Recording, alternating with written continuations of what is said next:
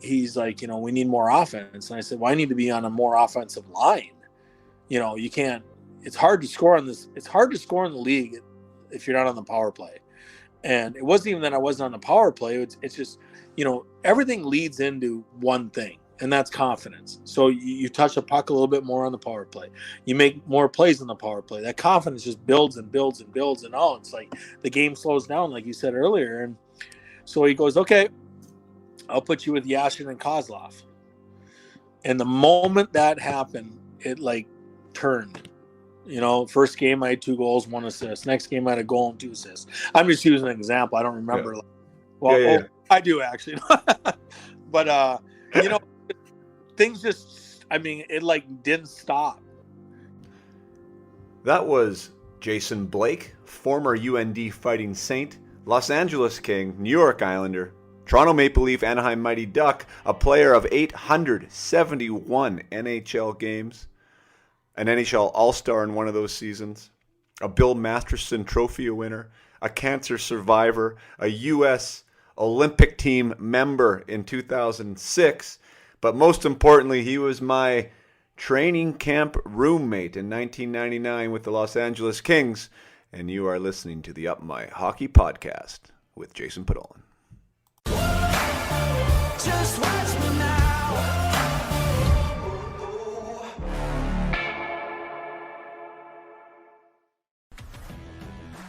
Welcome to Up My Hockey with Jason Podolin, where we deconstruct the NHL journey, discuss what it takes to make it, and have a few laughs along the way. I'm your host, Jason Podolin, a 31st overall draft pick who played 41 NHL games, but thought he was destined for 1,000. Learn from my story and those of my guests. This is a hockey podcast about reaching your potential.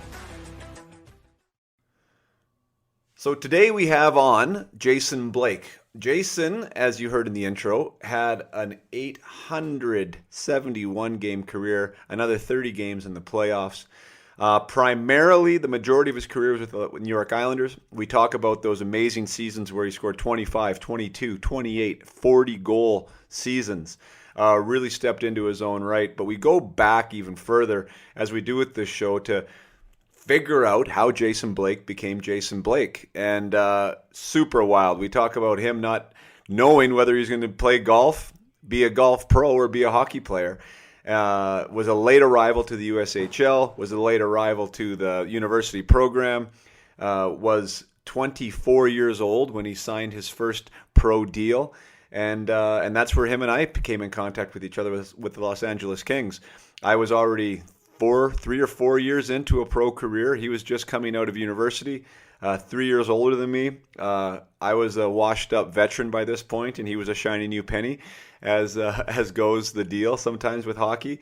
And we talk about that transition, or like not the transition, but the polarities, of what that's like, and how that affects different people at different times, and how the path matters, and how one of Jason's biggest turning points, or not really a turning point for him, but a real struggle, was with the year he redshirted when he left from Ferris State on his way to North Dakota, and he wasn't allowed to play for a year, and how that was really a defining moment for him to get through that, and how he got through that. And then another defining moment when he got into LA and was traded to the New York Islanders and realized there were some things that he had to clean up and to figure out, and then getting established as an NHLer in the Island, and growing his role and earning the trust from the coach, and getting more minutes and getting more ice time and getting more production, where he really felt at home, watched the crowd get behind him and the support grow, and then having to leave, his safe place of New York and go to Toronto,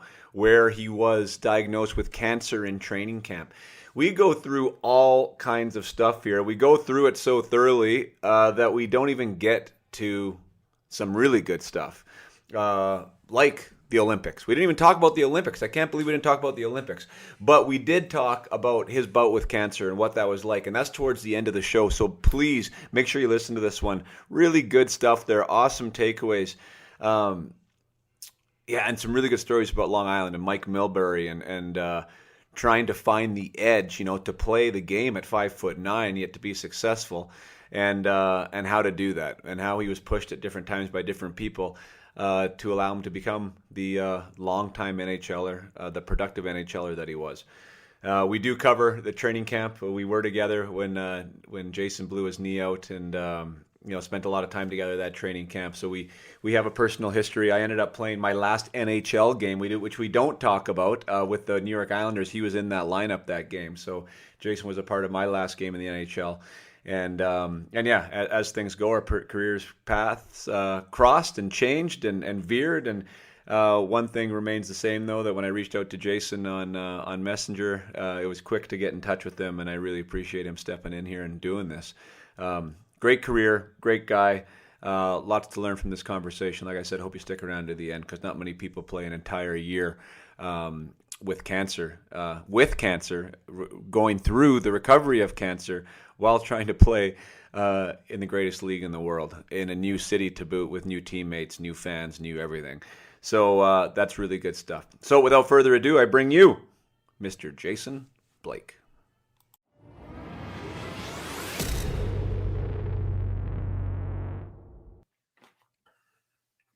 All right, here we are. Welcome to the Up My Hockey podcast, special guest, and as you've announced already offline, the best training camp roommate a guy could ask for, Mr. Jason Blake. How you doing, Blakey? I'm good. Thanks for asking. It's been a long. Yeah, it certainly has been a long time, man. It's so funny, like going over the rap sheets too, meaning like the hockey DB in the back of the hockey card. I guess we started together at the beginning of your pro career, and I was like in the middle of it, and then we crossed paths again in LA, like not LA, in New York, my last ever NHL game, and then you obviously continued on. I went to Europe, and just kind of interesting the way paths go. And I know you're not super familiar with the podcast here. However, we like to talk about the journey. I mean, I really like to talk about that. The backbone kind of, Blakey, is like how do we get to where we want to go, right? And how do we do it really well?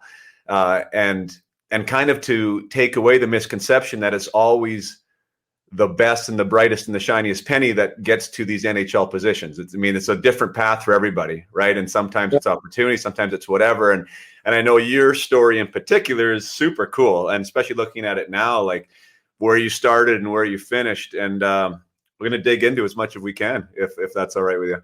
That sounds great. Super.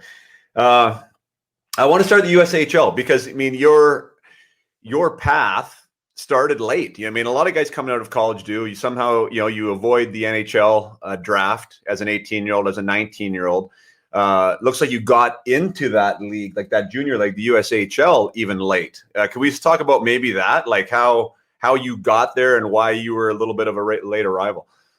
Well, times have changed now, but back then, there's only 10 teams in the USHL, and I didn't really know much about it. I grew up in Moorhead, Minnesota, and it's 4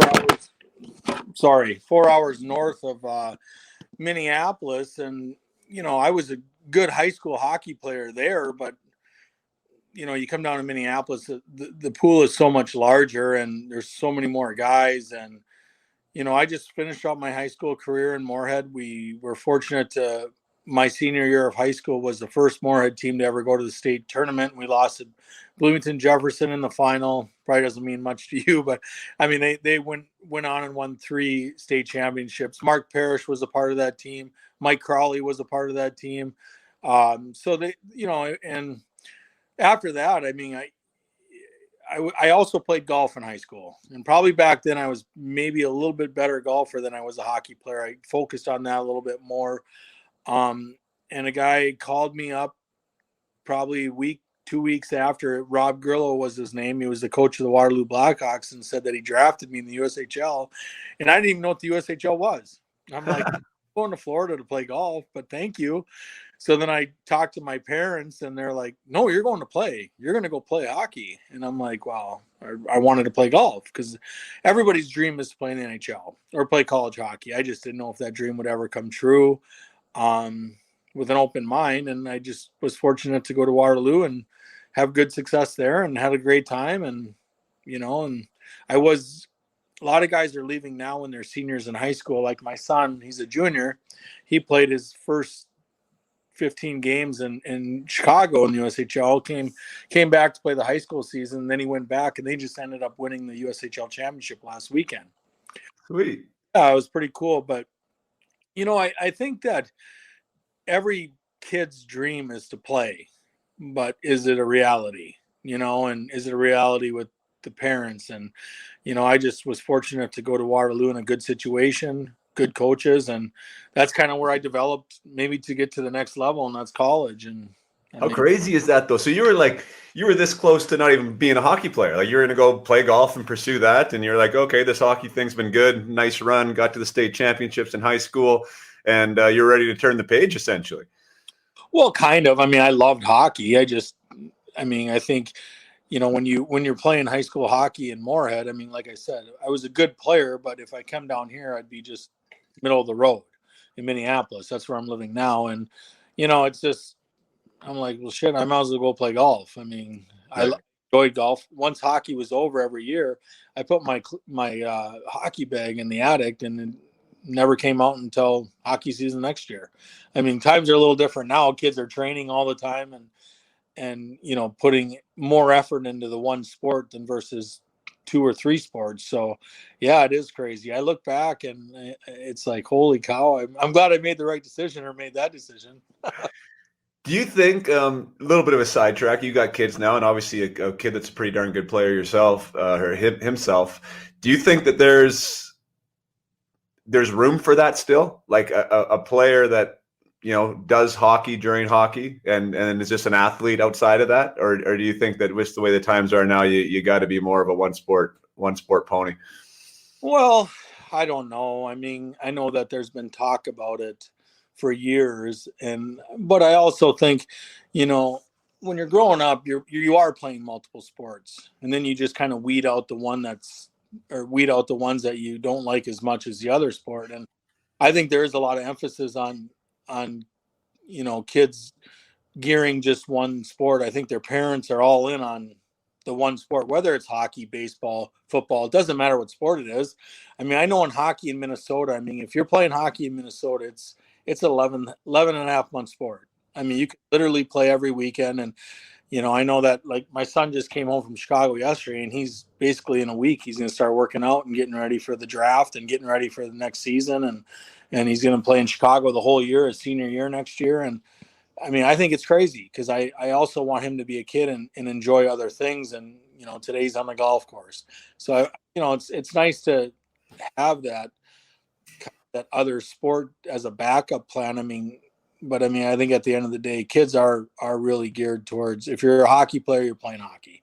Yeah. I don't see a lot of, or, you're playing golf for fun, but I don't see a lot of kids playing multiple sports anymore. Can it be done? Of course it can. There's a lot of great athletes out there. We have guys that play hockey on our high school team that play baseball, and they're really good baseball players. I mean, they're probably maybe better baseball players than they are hockey players. Right. But, yeah, I just think like it happens so young now. It just seems like, I mean, there's in every association, every organization, like 9-10-year-olds, like considering themselves hockey players. And that to me is a little bit crazy. But you become a victim of your environment too. Cause like my oldest, who's 11, I mean, he is interested in other stuff and he does do other things. Right. But like, it's a little bit forced by me, right? Like you need to do other things other than hockey. Like he wants to be on the ice all the time. Like, we just put the bag away after our spring season and he's already asked me when he can go on the ice again. And I mean, which I love, but I also like, let's go play some baseball. Let's go kick the soccer ball around. Like, let's go do something else. Right.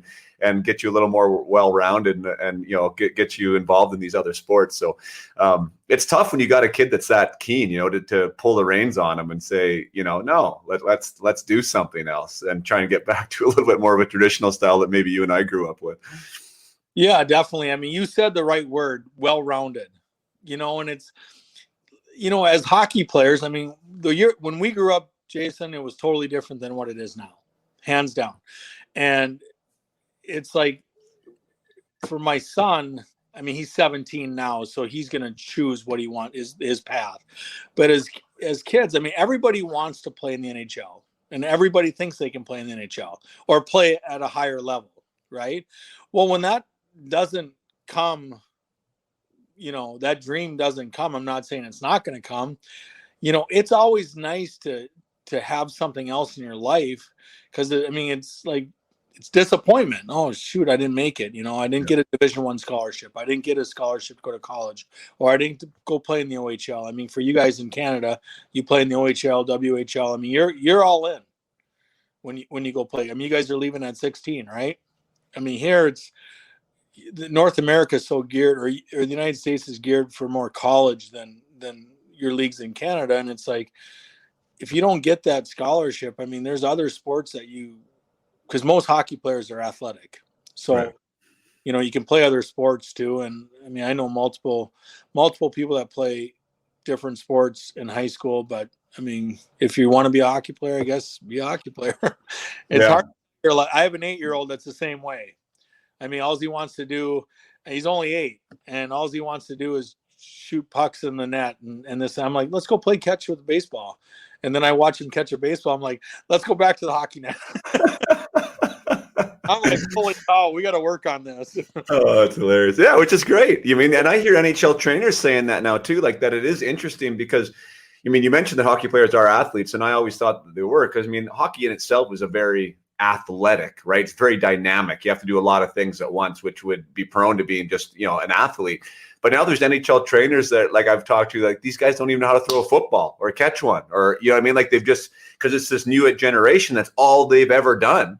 Like, from a young age, is hockey, right? Like, and they're not well-rounded anymore. So I don't know if that makes you a better hockey player or what does. Like you said, not everybody is going to play in the NHL. And I just think the exposure to other sports and being a good athlete and well-rounded is just a good people skill, life skill, right? And might as well do it as long as you can. It's going to get serious for those guys, like you said, at some point, whatever that is, 14, 15, 16, where you're going to have to make a choice, right? If you're going to want to keep up. I don't think that happens prior to that. But anyways, back to you, man. Waterloo Blackhawks, 100-point season. As a 19-year-old, right? A 19-year-old? Yeah. So as a 19-year-old, so for you, it sounds like although NHL, obviously you knew existed, you knew it was there, that was the big dream. You had your sights set on a scholarship. That's where you wanted to go first and foremost, correct? Yeah, I mean, I grew up in Grand Forks for 13 years. I wanted to play for the Fighting Sioux, but then again, it's like you didn't get an offer. I never really got an offer from them. And, I'm sure you're going to touch on it. I went to Ferris State for a year because I thought, again, the NHL is so in the distance of my mind. I mean, do you want to be there? Of course. Do you want to play? Of course. But at the end of the day, like, are you going to make it? I was 5. I mean, we worked out together in the summer. I was 5'9". I mean, my work ethic was good, but you never know you're going to get there. And so I went to Ferris State for a year because there was only 4 schools that offered the PGM program. So I went on a visit there. That's pro golf management, to be a golf pro at a golf course. And I'm like, you know what? I'll have that to fall back on. Like, I'll play my college hockey, but I'll be involved in that. I'll be involved in golf. And if it doesn't work out, then I can be a golf pro at a golf course. Would I have been happier? No, I made the right decision. So that's, when I was in Waterloo my second year, I had, I'm not going to say multiple scholarship offers. I mean, that'd be just lying to you. I had interest, but what sort of interest? So I just chose Ferris State because I'm like, they're the top program in the country for the PGM program. I can play golf, play hockey, go to school for free on a full scholarship. And at the end of the day, I'll work at a golf course, hopefully somewhere warm. Yeah, okay, so awesome. So you take the opportunity that's in front of you after an unbelievable USHL season. Do you think, like, just looking back on it now, like, you did seem like tailor-made, fast, skilled for the college system. What was, how come there weren't more offers, do you think? Well, because it was super early in the year. I had interest after my first year of juniors, and I think I had, I'm not 100% sure, like 50, 55 points or something. And then my second year, I just, the USHL is a development league. And at that time, most of the guys that played in USHL were guys that were seniors in high school or guys that graduated from high school. Now it's shifted a little bit where younger guys are coming out of high school to play in this league, and the league speaks for itself. It's unbelievable. I don't know. It was earlier on, things kind of took off right at the drop of the puck, my second year of the Waterloo. And I just kind of was like, whoa, like things were going really well. And I was putting a lot of points on the board. And then I started getting some calls. And I mean, because I knew that, again, it falls back to the NHL thing. Like, you never know. So I knew that I knew that the golf thing would work out. Not to play on the tour or anything, but I knew I could work at a golf course and be happy, Yeah. So that's kind of why I chose Ferris State. And Ferris State was a great school, great coaching. Bob Daniels was the coach, awesome guy, awesome guys. And then I had I made the all rookie team my first year, or all freshman team, or whatever you call it, CCHA. And then I decided to leave, come back home to North Dakota. That's when they stepped up and gave me just longer. I mean, what I think, and I mean, I've covered a lot. I mean, I think this is episode 68 or something. So I had a ton of conversations with some really interesting individuals, most past teammates, but and so from different points in their career. But like just even listening to you right now and trying to contrast that with me, right? Like you said, I left home at 16 to play for the Spokane Chiefs.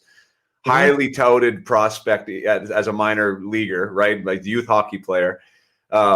Playing for the Canada's national team at a young age, right? Like second round draft pick, 31st overall. Like it was all about the NHL. You know what I mean? Like it would have been a massive failure in my mind. And kind of it was actually really at the end of the day, like sort of what happened, but like to not be in the NHL, whereas you're 20 years old now in Ferris State and just work, maybe I'll be a golf pro. You know what I mean? Like to me, that's so wild. Like our two different approaches, and then like obviously how they cross and intersect, and then how you end up playing on the Olympic team, how you end up being an NHL or $20 million contract. I mean the rest goes on and on, but it's so individual, right? Like the path is so individual, and I think that's such a beautiful thing about the sport, because like you said, I mean, there's only 700 jobs there, right? But it's weird how those 700 jobs, like where they all come from, And that's funny that you say that, because that is so true. I mean, you look at when we were playing hockey, or when we were gearing to the NHL, some of these states you would be like, no. I mean, one of the best hockey players in the world right now is from Phoenix, Arizona. I mean, who would ever think of that? Austin Matthews. I mean, who would ever think of that? And I mean, that is the cool thing about our sport, or about hockey, is that you have so many different backgrounds, but most of the guys are it's a kind of fraternity. We all get along off the ice. It's just on the ice, you have different feelings about each other. But I mean, at the end of the day, it's like everybody comes from somewhere, different culture, different this, different that. But I mean, I look back at now, and I'm like, you're seeing all these young guys come up, and they all come from, Arizona, Florida, and you're like, holy crap, our sport's growing. But at the end of the day, you want to get to one point, and that's the NHL. Yeah. Yeah.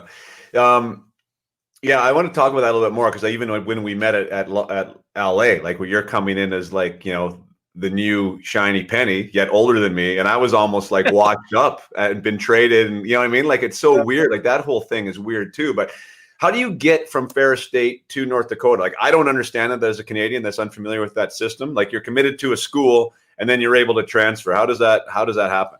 Well, that was a tough situation. So I've known a guy. He was my college coach, Dean Blaze, for a long time.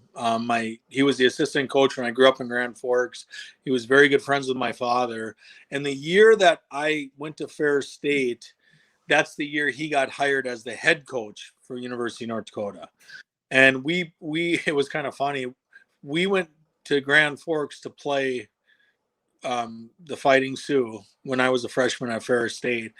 And it just kind of came about. Like that's where I wanted to play my college hockey, no matter what. I mean, I grew up there. I got to watch, Dave Tippett. I mean, now he's a coach at Edmonton. I mean, all these guys. He's just one of Eddie Belfour. I mean, these guys, Tony Herkis, Bobby Joyce. I mean, you watch these guys, and that's what you aspire to do if it comes your way. And when I had an opportunity to go back home, I had to sit out a year, which was probably the most difficult year of my life, or one of them. But I sucked it up and practiced and worked out hard that whole year, and got ready for the following year. And practice where? I got to practice with the guys on a daily basis at UND. So you're allowed to be on campus. You're going to class. Yep. Correct. I could do everything except for playing the games because and that's red shirting. That's what that means. That's what it was. And believe me, it sucked. I mean, he would tell me, I would have talks with him once a week, my head coach. And I remember him sitting me down. And it's not like, well, you know me, so it's not like I was a partier or anything. But he sat me down right when hockey started. He said, this could go one of two ways. If you do this, it'll go good. If you party or go to school and party all the time, it's going to go the opposite direction. And I just focused on, just working out. Because when I was in high school, I never worked out like they do now. I never lifted weights, never did anything. I mean, like I said, when hockey was over, all I did was play golf. I would be at the range for 2-3 hours hitting balls, go play 18 holes, get back on the range for another hour. I mean, that's all I did. And so now times have changed where at 16, they're like got personal trainers and they're gearing up, plyometrics and agility. I never did that. Or I don't know if you did. I mean, back in the day, we just didn't do that. Yeah. So, that's what I did that whole year. It literally sucked, but that's what I did. Do you think it got you better? I think it kind of woke me up a little bit, to be honest with you, because when I came into college, even at Ferris State, I was only 160 pounds, same size, 5 foot. I always say 5'9", but probably not 5'9". But it's I learned how to. I guess that's where I learned my work ethic, to be honest with you, and that's obviously the thing that got me to where I wanted to go was my work ethic. And it was a struggle, but yeah, that's all I did was lift weights with the strength coach. And I ran stairs all the time in the building. When they had pregame skates, I'd be running stairs because I couldn't, they were getting ready for the game and I wasn't playing. So that's interesting. Yeah. Because we haven't really got into that, but I don't know what the right word is. Undersized, like an undersized player, especially back in the 90s. You know what I mean? Like there was a big league, really big league. To be 5'8", right? You had to do a lot. 5'9". You had to do a lot of other things right, and you had to have high standards, personal standards, right? Because it'd be easy to be overlooked. So you don't think you really dialed those standards in till like that red shirt year? Like that's when you started to develop the identity of like what you kind of held on to for the rest of your career? Yeah, hands down. Yeah, I remember going into Ferris State. The summer before I got a full scholarship to go to Ferris State in hockey. And, they went on to win a national championship years after I was there. Chris Kunitz played there. And so they were a good school. They had a good hockey program in the CCHA, which no longer exists. But I never lifted any weights before I went to college. Nothing. I just, whatever. I remember, in college, usually the first month is dry land and strength training. That's kind of the norm. I don't know if they still do that, but that's kind of the norm. And for the whole month of September, you'd work out Monday, Wednesday, Friday as a team with our strength coach. And then Tuesday, Thursday, and then, some Saturdays you'd run. And I remember going there and I was like, holy shit, I'm way out of my league right now. Cause I never lift it. I could barely lift 130 pounds on the bench, Right. and you were 16, you were doing that. So freshman in college, I'm like, God, right. Out. What did you, so that helped your, your body must have physically changed then too. If you were like 160 pounds, because you were pretty rock solid back when I met you. So then those college years, you must have been able to thicken up, put some weight on, and you were able to hold it. Yeah, like I said, that whole year, that's all I did was worked out. And I skated every day, and I would, there was the rink was ours, at North Dakota, so I could skate whenever I wanted to skate. But like when the guys got done with morning skates and stuff, I would stay out there for another half hour and screw around and stuff. But for the most part, yeah, that's right. What I worked out and ran stairs. So yeah, so you take a year off. That's so crazy. So how old are you when this is happening? 21. 21 years old. 21 years old. You're redshirting in college. I think I just scored 35 goals or played 25 games with the Florida Panthers already, at that age. I've been traded for Kirk Muller, I think, by that age. right around then. That's so nuts. Anyways, enough about that. But so you go to North Dakota, you end up starting to play. You win a national championship there. Yep. Right, and that was in '97. Did I get that right? Yep. No, and then so you played 2 more years after that, and you had good years, but there was no NHL interest then until that last year. Well, after the year we won the national championship in '97, we beat Boston University. And they had a really good team. I mean, Sean Bates was on that team, Chris Drury, Tom Palmy. We were fortunate to beat them.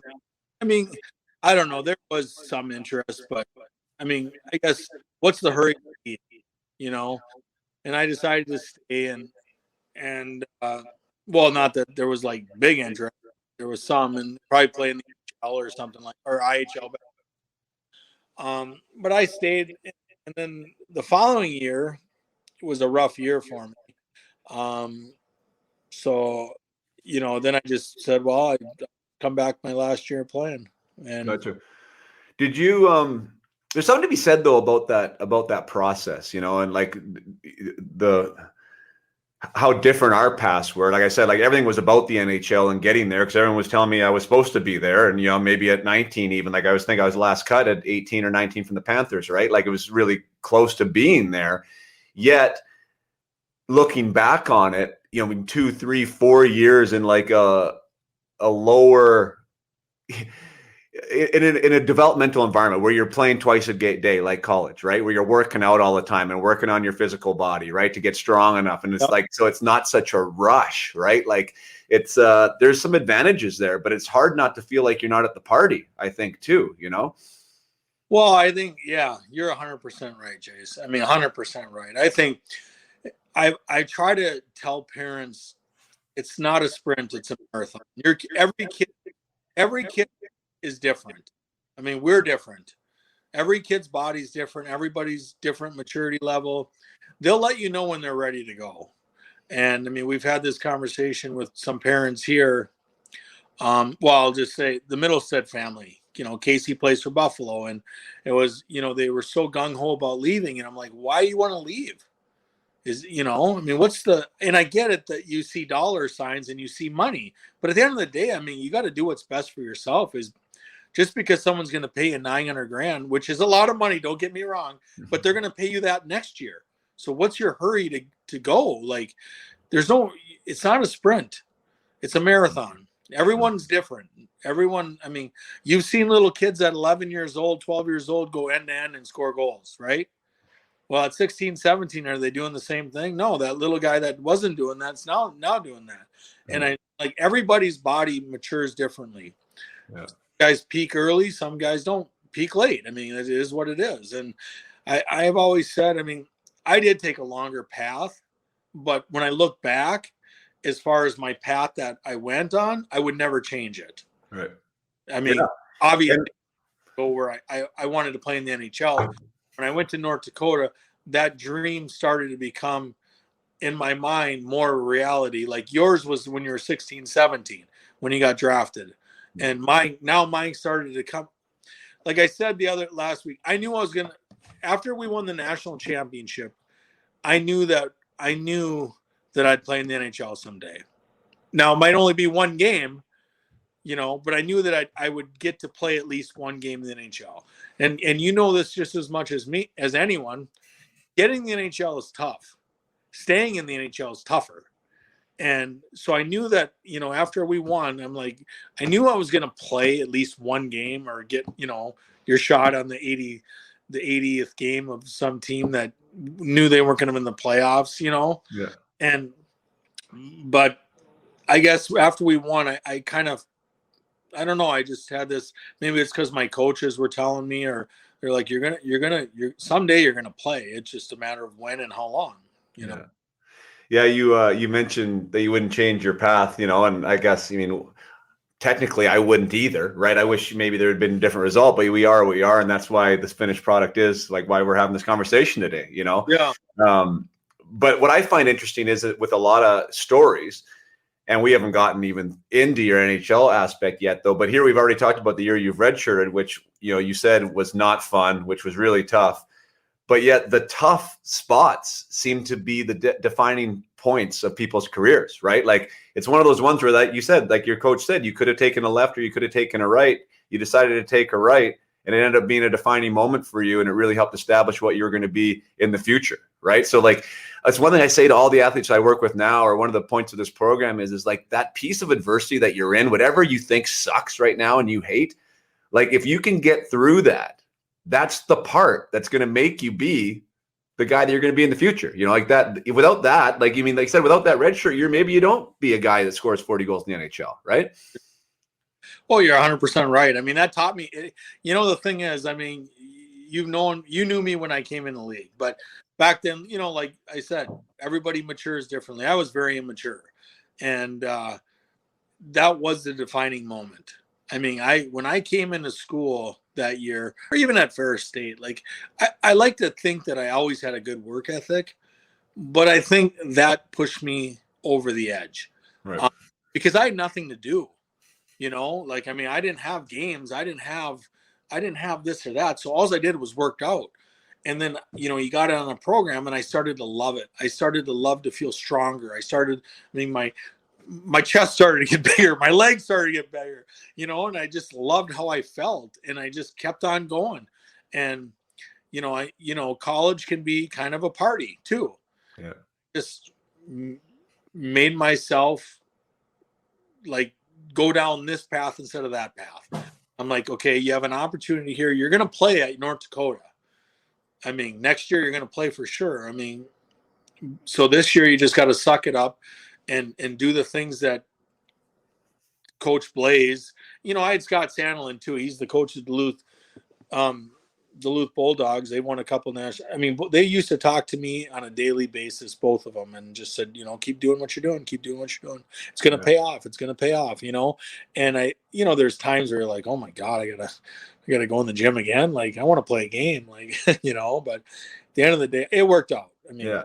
You get addicted to the process too. I think that's one thing I found. You get in a groove like that, right? I mean, you said you started to notice the results, right? Like what you put into yourself, you get out, you know, like, but it's not a short-term thing. And I think with some of these athletes now, that is one of the issues, because everything nowadays is like instant gratification, right? Like everything in their life is like, some of these kids have been born with the screen in their hands, right? So like, to think that you actually have to put in work for a long time to see some results is tougher for some guys. And I think learning that process and falling in love with it is a competitive advantage this day and age, you know, to really figure that out. Yeah. And the thing is, I mean, I know we touched on it maybe earlier, but, you know, I have 4 kids, and even with my son that's 17 years old, the only thing that I care about with my kids, and especially him playing hockey, is their work ethic. Because no matter what you do in life, you need to have a good work ethic. It doesn't matter what you do in life. And that's the only thing that I instill on him. And for him, it's like, I always tell them that everybody wants results. Oh, like if I do this, this is going to happen. Well, that's not it. You have to do this over time, and you got to commit yourself to doing it. And then it might happen or it might not happen, but at least you're giving yourself the best opportunity and the best chance for it to happen. Yeah. Like, I have 2 daughters that dance, or they did dance. I got one that's in college now, but that's all I said. I'm like, just work hard. I don't know anything about dancing, but I do know that when you're up there and you're working hard, or you're working hard in this, I know that it might not pay off in a week or 2 weeks or 3 weeks, but over time it will pay off. Yeah. And you know that. I mean, yeah. And that's your identity. I mean, that becomes part of your identity and who you believe that you are, right? And like I said, that's the part that takes with you. And I do think that hockey really taught me that, like that, you know, that high performance environment of like how to show up, right? How to prepare, how to be ready, how to get things done, right? I mean, as an athlete, that's the only thing that we can really control a lot of times, as you know, right? I mean, you just got to be as ready as you can be. I mean, the coach might call your name, he might not. I mean, you might get traded, you might not, but you just got to be ready to go as best you can when you can, right? And that's on us. Yeah, 100%. I mean, that's the only thing we can do. Yeah. There's all different talents of players, especially in the NHL. I mean, you see Connor McDavid, you see this guy. I mean, they're both playing in the NHL, but this guy's talent is above and beyond anyone else's talent that probably anyone's seen except for Sidney Crosby. Yeah. But when you're called upon, I mean, talent is one thing, but work ethic will be spirit to talent. At least that's the way I feel.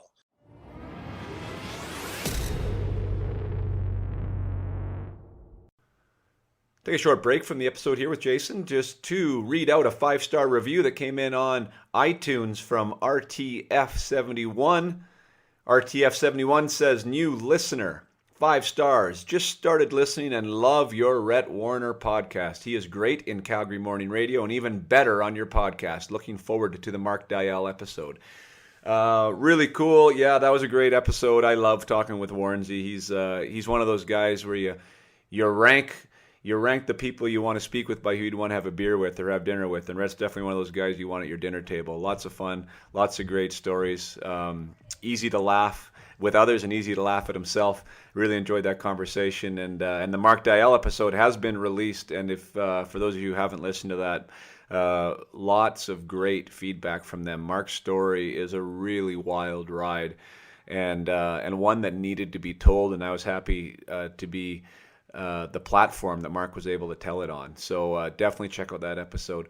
But really appreciate the support. All those reviews matter. That's why I read them. All the direct messages matter to me for sure, reminding me that the podcast makes a difference, and the stories and how we translate them to the young players of today that want to fill the shoes of some of the guys that are on this podcast. It really means a lot to me. And it really helps the podcast get out, right, and expand. I know there's a million podcasts out there, and you're choosing to listen to this one, and I am grateful for that. And the more that you can talk about it and share the good news that's happening here, the more people are going to be able to see it. So let's keep climbing the ranks here. Keep her going. Keep those reviews coming in, and I'll read another one next week. Now back to the interview with Jason Blake. Yeah. Well, the one thing I talk about, Blakey, now is with these guys is that I think the biggest competitive advantage, because everyone is so talented now, right? I mean, everyone's like, you want to score goals, you want to do this. And even when we were playing, right? Like you think if you lead your team in goals, like the guy who scores the most goals is going to be the guy who scores in the NHL, right? I mean, that's not the way it works. At some point, there's this leveling out. And the one thing that I'm a big spokesman for now is that thing you're talking, like the work ethic, yes, but like the character also, right? Like, you talk about like sticking around in NHL locker room for a long time, or any team for that matter, and being successful. Like you got to be a good person in that room, right? I mean, you have to be somebody that's helping other people out. You have to be a good role model. You have to be part of the culture that's supporting other people, and that can be a massive difference maker for those, the bottom 3 guys or the 6, 7 D man, whatever that is, right? Because there's probably you're splitting hairs on the shot or the skating or whatever. And at the end of the day, it's like, who do you want to have in that locker room? Yeah, you're right. I mean, I learned that early on in my career with LA. I mean, I think it's always tough because we're all superstars on our team, wherever we came from, or at least we were the character guys, or we were this or that. Yeah. I struggled my first year. I mean, that just as much as anyone, because you were there, you were part of it. And I mean, when you're a big fish in a small pond, and the only thing you want to do is play and show yourself that you can play. And I was only in LA for a year and a half. I mean, there's probably a reason why I was only there for a year and a half, and I got traded to New York, and things just I just kind of woke up and was like, holy cow. I mean, I love my time in LA. I loved the guys on the team. I mean, obviously we had a superstar lineup, but then I went to New York for 7.5 years, and that meant a lot to me to stay. I mean, there's not a lot of guys that stay on a team for 7 years in today's age. I mean, guys are moving all the time. And I mean, that's the one thing that I'm grateful or something that I can say that I played at one spot for a long time. I mean, it says something to the organization, like, and as time moved on, I mean, you start to learn, like, okay, you have to become a pro. Becoming a pro doesn't mean just playing in the NHL. There's a lot of different avenues to that. Yeah. Becoming a pro or becoming whatever you're going to become, you have to learn to live on a day-to-day basis. You got to learn how to act. You got to learn how to play with, 18 other guys that are just as good as you, if not better than you, and most of them were. And I mean, it's learning how to be a pro is a lot different than just playing in the NHL. And what was that for you? Because you said, I'm glad you brought that up. I mean, you're coming in out of university, I don't know, did you get a one-way contract, or what did you sign coming out of there? One-way contract. So we lost to Boston College my senior year of college, and it was in Milwaukee. And that's kind of when I met Neil Sheehy. I met him before early, like just as an introduction. Neil Sheehy was my agent during my pro career.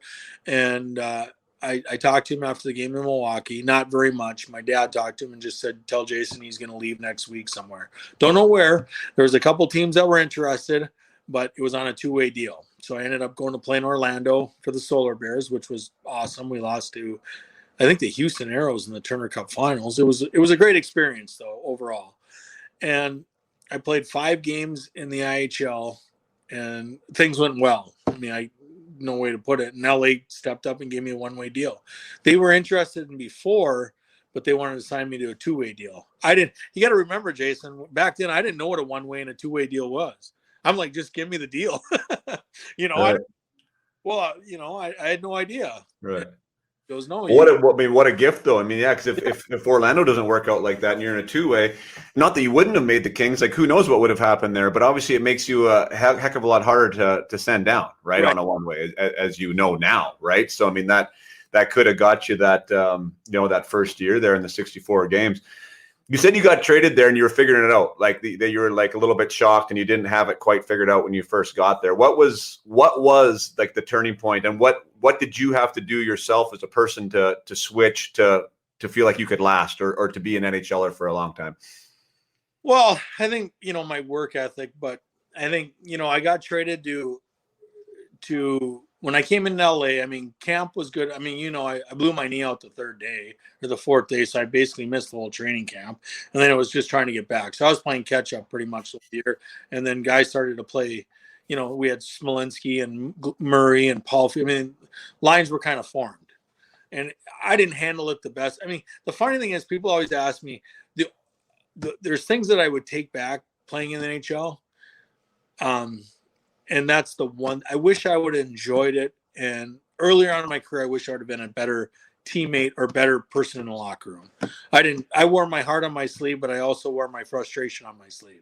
So it was hard. And when I went to New York, I got traded to New York, and Mike Milbury was the GM, and he sat me down, and we talked quite a bit, and all I did was went in there and worked hard. That's all I did was work hard. Whatever happens, happens. I want to play in the NHL.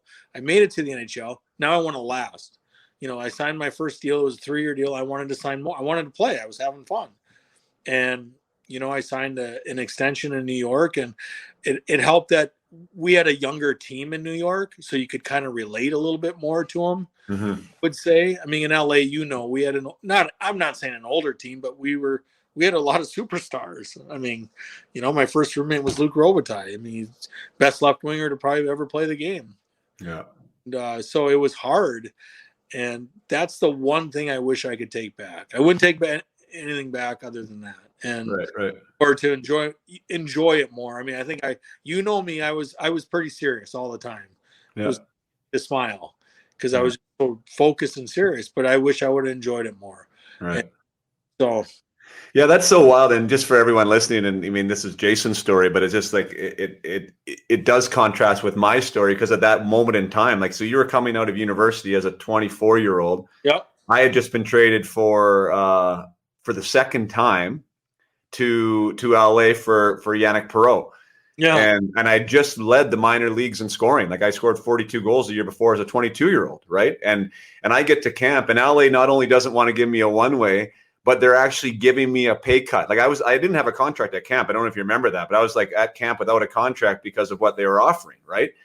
And ended up taking a pay cut after leading the minor leagues in scoring at 22 years old, right? And you're in that, and then you're coming from the other side of it. You're the shiny new penny coming out of university on a one-way contract, right? And it's like all these people are fighting for the same spot, and yet we're roommates fighting for kind of the same spot, right? Like, it's a really weird environment. At the time, I didn't look at it that way at the time, that you were competition, which is weird because I don't know. I just wasn't wired that way. We were hanging out and going to Cheesecake Factory, right? You know what I mean? And you had your knee or whatever. But it was just such a strange existence, right? Of like, in that environment, your peers are your friends, which are also competing for the same spots. You know, like you said, you were wearing your heart in your sleeve. I was trying to make friends, maybe I went too far the other way, right? I needed to be more serious, I think, because I was too worried about trying to get in the social group. It was a very weird dynamic there with LA. I mean, I'll definitely say that, because I played on a few other teams, and you saw them too, like with the Rob Blakes and the the Robitailles and the Stumples and the Glenn Murrays, like there were Gary Galley, right? Like those were all great guys, but they were definitely long time established NHLers. Yeah. And then there's this other group of us that weren't. And in that team in particular, I felt that there was a big separation, like just from a social side. Oh, I you know what? That's a good point, actually, because if you look at, we had Blakey, Nordstrom, Modry. I mean, we'll say those are, and Galley. Those are our top four. And then we had, Robitaille, Stumple, Palfy, Smolinski, Glenn Murray, and I can't remember who was their line mate, or Donald Audette. Yeah. Yeah. And then after that, it was just, there was separation. Those guys have all played in the league for a long time. And, here we are, or at least me, coming in my first training camp or coming into the league for the first time. And, but no, I think I made my own break there, though, too. Sometimes, I probably talked too much or said some stupid stuff, and I can own that. I'm 7 years old, and I look back in my career, and that's what I tell people. I'm like, I don't regret anything. I wish I would have got a chance to play for the Stanley Cup. I played in the playoffs enough, but I never got past the first round. But I look back, I said, I wish I would have enjoyed my time. And at the end of my career, I wish that's how I acted at my beginning of my career. Right. Yeah, no, great point. Well, I'll just put a bow on the LA story for me, which, I was only there for, handful of games, but it was when I first got called up after that trade, which another thing, I think I've said it once in this show before, but like the whole one-way, two-way contract, I had a deletion clause in my entry-level contract that if I played 40 games over that 3-year period, that it would change to a one-way, right? A deletion clause. Yeah. So that they left me in Long Beach. So when they called me up for the 6 games, I ended up at 39 for my entry-level contract. So, so that was where that thing came from. But in that game, I think it was like the second or third game, it was Gary Galley's 1,000th game. Do you remember that? Yeah. And then so they wanted to buy him. I forget what they wanted to buy him, a watch or something. I don't know. Like the team wanted to buy. So they went around to the room. I think it was $500 a guy. Like I'd been there for like legitimately one day, right? And they're asking me for $500. It was like, I think there was just a bit of a disconnect with that team, right? Like they were so established and so there, they didn't really get the fact that I just finished making $37.5 in Long Beach, right? And $500 to me was a lot more than maybe it was to them. I don't know. Those guys, well, yeah, but those guys were all making big money. That's what I mean. But you know what I mean? Like there was just a bit of a disconnect, I think. And it was because, the team wasn't in the playoffs, and you've seen that too before, right? Teams that are wired and rolling at the end of the season, it's a more of a togetherness, cohesive unit. And there it kind of wasn't. And again, those guys were great guys and they were nice to me, but just little things like that were kind of like interesting to me, because as your career goes on, you see how it's kind of done differently in different spots. At what point, Blakey, so you go to the Islanders, like you said, you end up signing the extension. Was there a point in time that you can look back and be like, you felt like an NHLer, like that you were one of the club, that you were there and you were going to be there for a while? Yeah, I think it was probably my second year, my second full year in New York. I think that's what it was. When I got traded to New York, Butch Goring was the head coach. Great guy, love him. But then he got let go, and then Peter Laviolette came in my first year, and I got to play. I probably played all 82 games, or I played a lot, not a lot in a game, but I think I played every single game. Played with Claude Lapointe and Steve Webb. And then over the summer, I talked to Lavi once. And then at training camp, I talked to him, and he said to me, like, you have so much more in you. Like, we have to figure a way to get that out of you. Because, and I know, like, I was fast. I was quick. So, guys that are fast and quick, I was smaller, but I could get away from people so much faster. I think half the thing is confidence. When you're playing with confidence, you feel better about yourself. And I don't know, it was probably, 10 games, maybe even longer in, he started putting me in a different role, or more of a role, I should say. I mean, I played fourth line with Claude Lapointe. It was great guys, great fun to play with, but you didn't, as a fourth line guy, you don't play as much, obviously, but I did get to kill penalties. I don't know, he just expanded my role a little bit, and it kind of took off. And Do you know why that would have happened? Like, obviously, he talks to you in the summer. He says, "I see more in you." Was that about it? Like, had you created some trust there, and he just wanted to, see what you could do? Well, I mean, he would tell me, like, you're so freaking fast. Like, we just have to figure out, like, how to do more offensively, and I told him, I said, well, shit, I dump the puck in every time I get to the red line because I'm scared that you're going to bench me, but it's, again, good point. What did he say to that? Well, he said, well, we don't want you. We didn't ask you to do that. And I'm like, bullshit. You always say that. Dump it in. If we turn it over, we sit, but it's, again, it's that word confidence. Right. Anything you do, if you have confidence and you feel like you can make a play or score a goal, it's going to start coming for you, and it comes a little bit easier. You're not gripping the stick as tight. Well, and the game slows down a little bit. What's that? The game slows down a little bit for you, right? Because 100%. You're not. Let's touch on that though for a second. I think that's like when I have private clients now where I help them with stuff like the off ice stuff to try and be the best player on the ice, right? I know we haven't talked about this too much, and you're asking me some questions offline about it, but that's one of the age old questions for everybody, and we've all been through it if you ever played, right? How do you get confidence? So that you can get confidence by earning it. We talked about the process, falling in love with what your off ice routine is, right? And you can grow some confidence by how you approach things, right? So you feel ready, you feel prepared. That's one way for sure. But when you're on the ice and you legitimately think that you're going to get benched if you make a mistake, and maybe there's a reality to that, how do you conquer that? Were you able to figure out the magic solution to be able to do that? Or does it need to have that coach that is maybe going to let you have another shift, or who believes in you is going to put you out on the ice again? Well, I think it's a combination of both. I mean, I absolutely loved Peter Laviolette. He's probably one of my, I had a lot of good coaches, but he was probably my favorite coach. Just a great guy, great human being. And I'm glad he's, still coaching, to be honest with you, because he deserves it. But, I'll never forget it. We were playing Dallas at home, and I was playing fourth line, and, I don't know, maybe someone wasn't playing as well. He bumped me up to the second or third line or whatever it was. And so now I'm playing a lot. And now, the more you play, the better you feel, the more comfortable you feel. It goes hand in hand with confidence, goes hand in hand with a lot of things. You sit on the bench for, you get called on, tapped on the shoulder to go out there to bang a few bodies, and then you come back, get some energy in the building or energy in your team, or a spark lifted, or, lift a spark for your team. That's one thing. But if you know that you have it in you, or you think you had it in it, to go out and score goals. And like I said, we're playing Dallas at home, and I don't know, it was in the third period, we were up, or it was a tie game or something, and I scored the game-winning goal. And I'm not tooting my own horn or anything, but I scored the game-winning goal. And ever since that game, it's like I don't know what it was. He had confidence in me. He loved how I was playing. He would talk to me even all the way up to Dallas game. He's like, I had 3 points in the first 4 games that year. And then I, played fourth. I was still playing fourth line, but he would mix me into some guy that wasn't playing as well. Yeah. So, I was still on my line. I would start with Claude Lapointe and Steve Webb, which was fine. I love playing with those guys.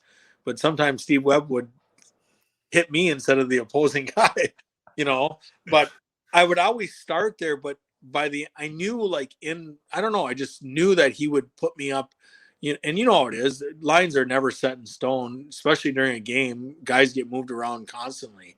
And for the next 2 or 3 or 4 games or something, I was still on the fourth line, but to start, and then he would move me up, and I would get an assist or score a goal or something. And then, I don't know, it just, from that on, that's the year I scored 25 goals. And I think, you score a couple goals, and that if you make a mistake, you're not, oh shit, he's going to now, or I turn the puck over, because if guys are scoring goals, this just as well as anyone, they get a lot more leeway on if they turn the puck over. If it's in the back of our net, they're still going to play because they're scoring goals all the time. And I think that was for me, that was the moment where I knew, then you start getting hot and you start scoring goals and you're like, well, shit, I fit in here. This is great.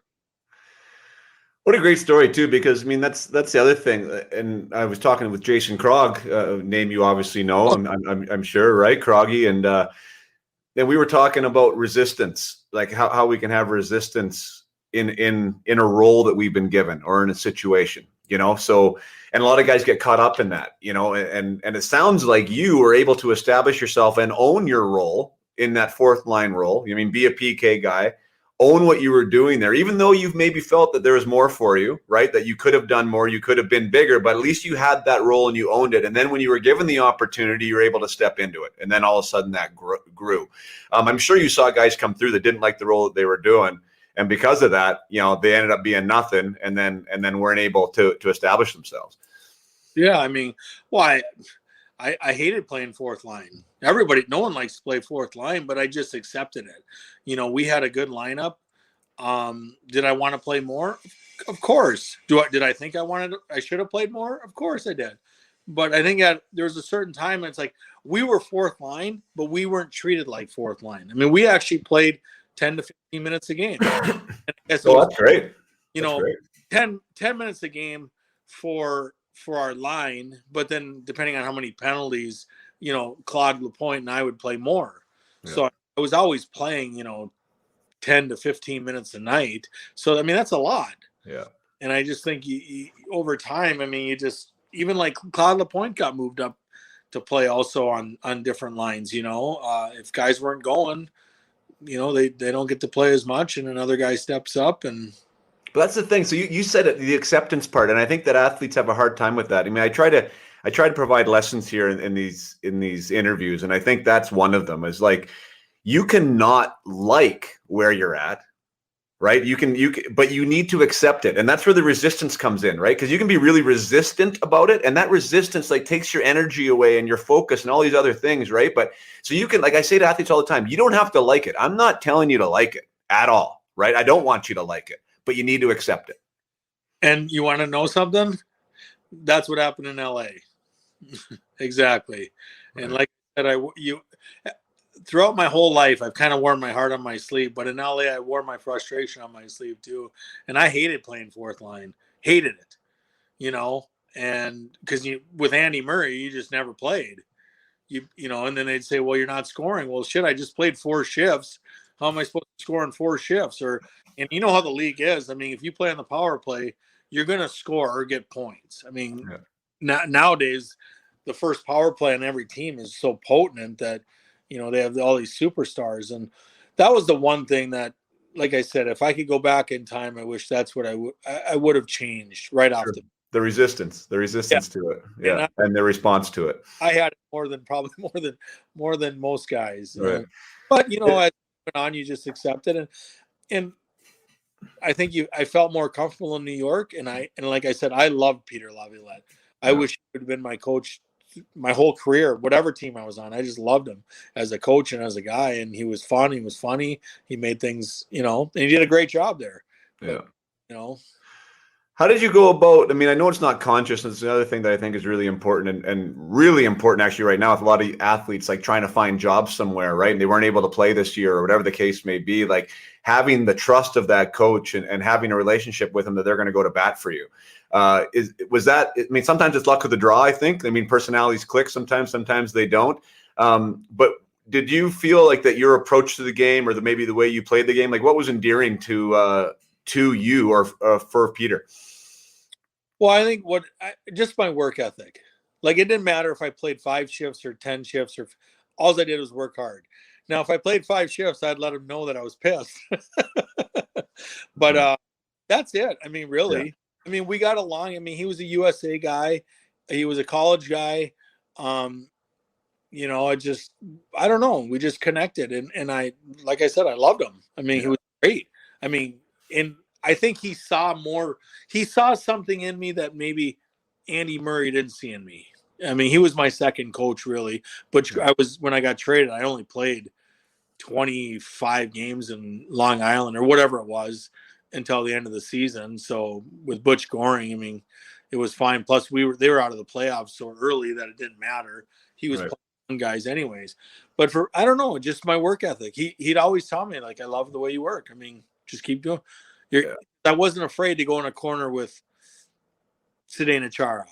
I knew I was going to get my, it's how many guys go in there the first time, they won't go in there the second time. Well, I just kept going in there. But I played with Z that year, but I'm just using him as an example. Yeah. I mean, Chris Pronger. I mean, it's not fun going in the corner with Chris Pronger, but are you going to go in there the second, third, fourth, fifth time? Yeah. On the first time, you just got manhandled by a guy that's 6'6", and that's what I did. I mean, I just kept going. I was like the Energizer buddy, just kept going and going and going, and I'd get the shit kicked out of me. It didn't matter. I just kept doing it. You. As a guy, I mean, we'll go with 5'9". There's a lot of young athletes out there though, like that are worried about their size or that they think it's going to hold them back. Like, is there any message to those kids out there? Is that it? Like, I always say you can just like be the most competitive. Like, you're not going to maybe knock guys over, right? But you can be a real pain in the ass to play against, and you can be noticed by doing that. Like you said, going in the corner again and again and again and not going away. Like, there's something to be said for that. I mean, is there something that you would say as far as guidance for some of these young players? Well, I mean, I think that everyone has a shot. I mean, to be honest with you, size is not a match. Well, since they changed the rules, I mean, little guys are the best players in the league. I mean, look at St. Louis was 5'7". Look at this kid from Montreal, the kid that won the Hobie Baker. He's only 5'7" or something. I mean, just pursue your dream no matter what. And, size isn't a big deal anymore because you can't hold up, and fighting's really not a part of the league anyways. So just go play your game, do your thing. And everyone has a shot to make the NHL. I mean, it doesn't, as far as size goes.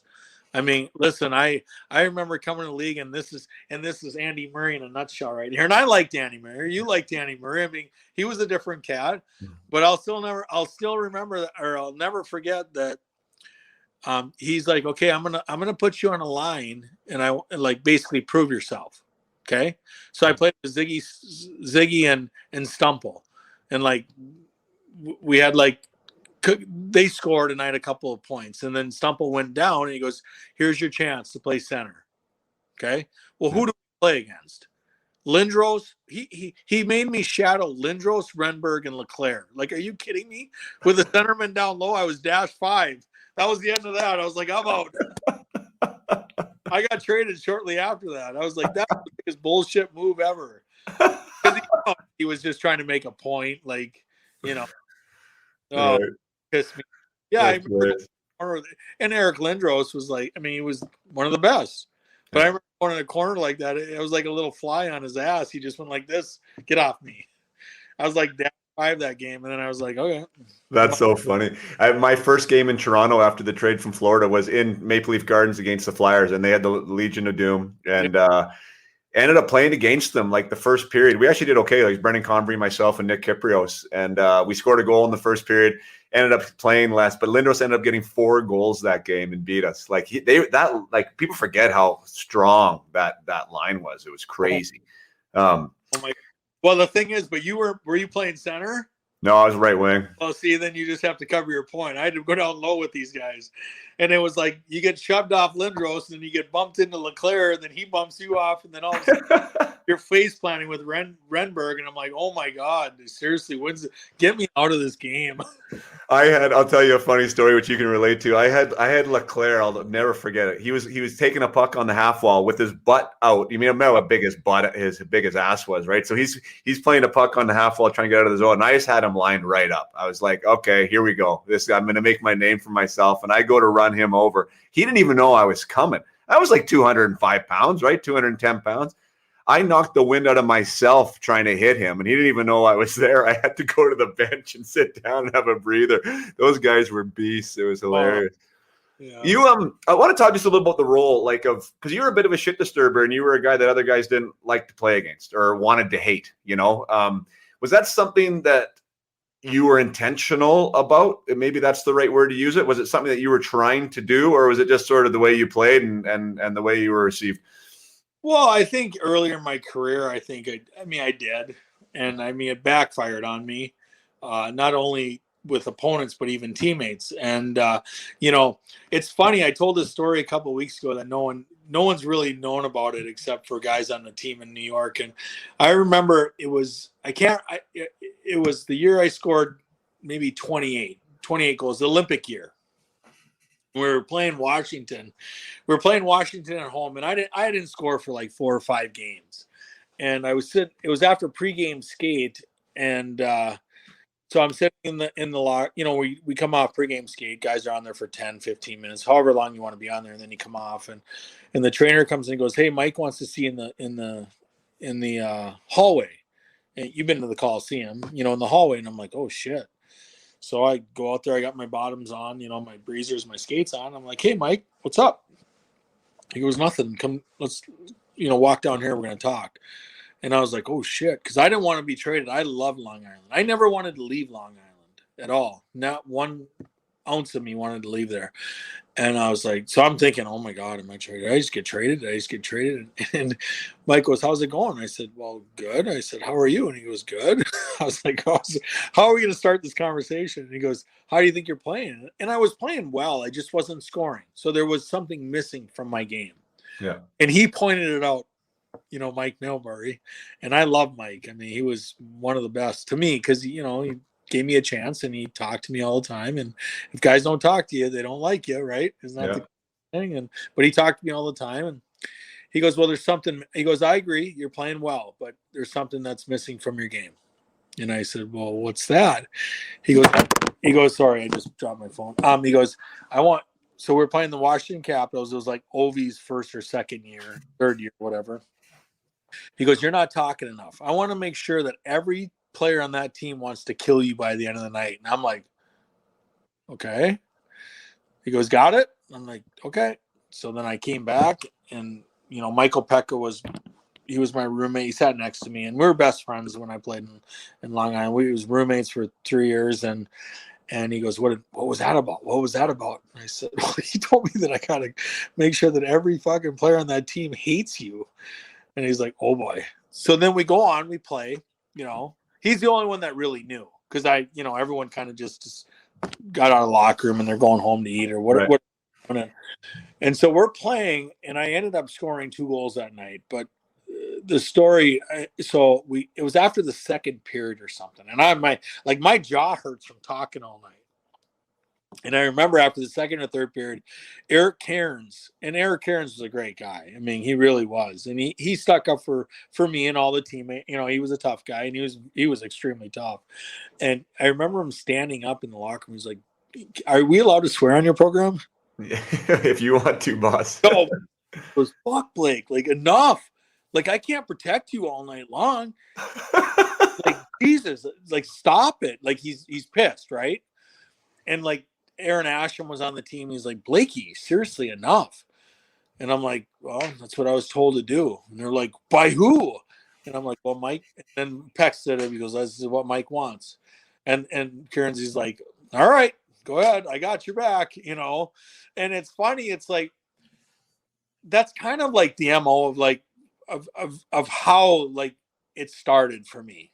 Like, did I talk on my own? Yeah. But like Mike pushed my button. He knew that I was being effective when I talked. Right. Guys, you saw it.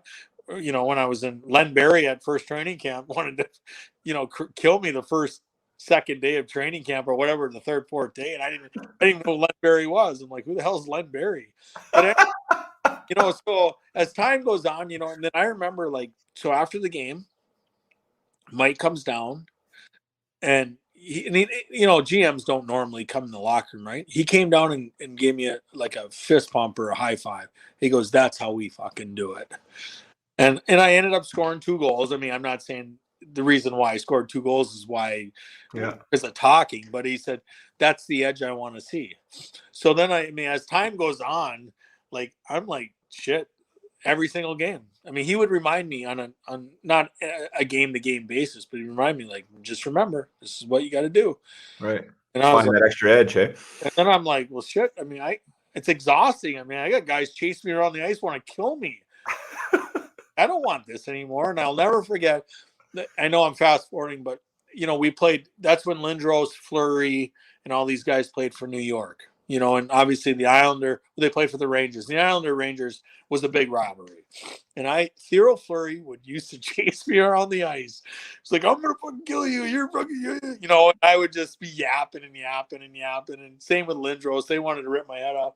And I'll never forget, I was playing in I'm really fast forwarding. Chicago. Theo Fleury was in Chicago. It's the year I scored 40 goals.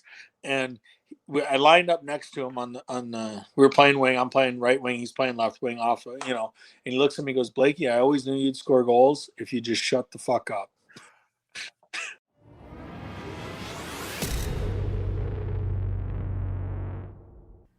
Hey, they're just going to take a second to remind you that you can follow me on Instagram at Jason Podolin. I am quite active on there with my stories and with posts, helping players and coaches and parents navigate this space called hockey. You can also get in touch if you're a hockey parent to my parent group, a growing group, over 1,000 hockey families from across North America, where we get together to support each other, celebrate, and work through the challenges of this game called hockey. And that's at my hockey /parent group in Facebook. By all means, join us there. Or you can watch these podcasts and some of my clips and my coaching clips on YouTube. That channel is also growing. That's Up My Hockey on YouTube. 3 great places to follow if you like the content here of Up My Hockey and dig deeper into mindset and the other things that are involved in becoming the best that you can be. So now back to the episode with Jason Blake. And I said, well, back then I had no choice. I had to, because Mike made me. I knew if I wanted to stay somewhere, you got to do what the GM wants you to do. So then in saying that, then, so you you found a happy medium there somewhere where you kept it a part of your game, but not such a focal point, and you kind of, found a home within that and within that personality. Yeah, I just stopped.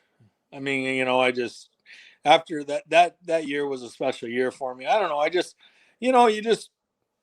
I don't know. It's exhausting. I mean, right. Every single game, guys are chasing around. They hit you late, or they might get a penalty, but you're a target on your back. Yeah. I had enough of it. I mean, the older you get, again, some guys mature when they're 34. So you just, I don't know. It's just whatever. It was exhausting. I hear you, man. You know what? I want to be respectful of your time. We haven't talked about cancer. We haven't talked about your 40-goal season. We haven't talked about going to Toronto and what a crazy place that is. We haven't talked about the Olympics. So there's so much good stuff. And I told you this would happen. But do you need to run, or should we have a part 2 here? I got another about 15, 20 minutes. I have to go pick my 8-year-old up from school. Okay, perfect. You let me know when then. So we'll bowl through here because I want to touch on that stuff. First of all, man, massive respect and massive congratulations because, 25, 22, 28, 40, that's legit, man. That's legit hockey, legit numbers. I want to congratulate you on that. And what an epic year to have that 40-goal campaign in a contract year. Wow. How did that all go? Walk me through that. The 40 goals, you're in a contract year. You're not an idiot. It matters. How did you handle that whole environment? It's funny. I knew it was a contract year, but I didn't think of it like that. I knew my home was on Long Island. Like I said, I loved it there. I know the rink, everyone says, oh, the rink's a dump, or it was a dump, the Coliseum, but I loved it. Fan base was unbelievable. They supported me. There's a lot of jerseys with Blake in the stands. It was home for me. I loved the whole organization. I love Charles Wong. God rest his soul. But, we came in and Teddy Nolan became our coach that year. Great guy. Love that guy. And he put me on a line.